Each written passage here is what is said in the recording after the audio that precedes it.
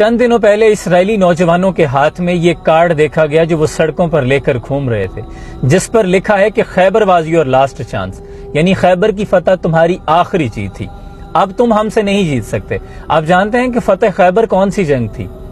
یہ وہ جنگ جو یہودیوں کے ساتھ لڑی گئی تھی، جو حضور اکرم صلی اللہ علیہ وسلم کی ظاہری حیاتی پاک میں حضرت علی کرم اللہ وجہ الکریم بھی اس جنگ میں شریک تھے، اور جنگ کے دوران حضرت علی کرم اللہ وجہ الکریم کے ہاتھ سے ڈھال گر گئی تو آپ نے خیبر کا دروازہ اکھاڑ کر اپنے ہاتھ میں جنگ کے دوران پکڑ لیا اور ڈھال کے طور پر استعمال کیا۔ جنگ ختم ہو جانے کے بعد 40 لوگ مل کر بھی اس دروازے کو نہیں اٹھا سکے تھے،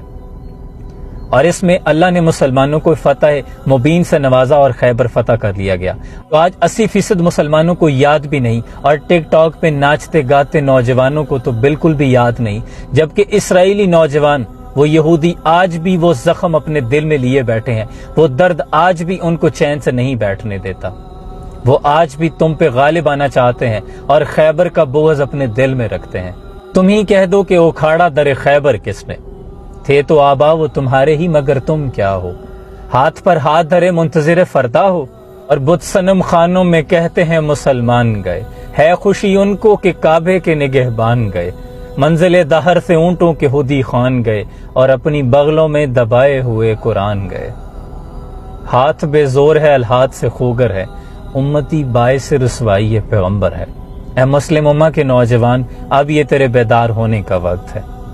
اگر ہم آج اپنے اسلاف کی قربانیوں کو یاد نہ کریں گے تو مٹ جائیں گے، ہمارا شیرازہ بکھر کے رہ جائے گا۔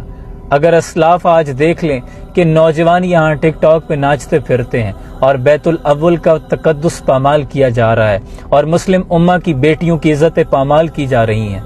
تو کل کس منہ سے حضور اکرم صلی اللہ علیہ وسلم کا سامنا کرو گے؟ آج بھی وقت ہے، بیدار ہو جاؤ۔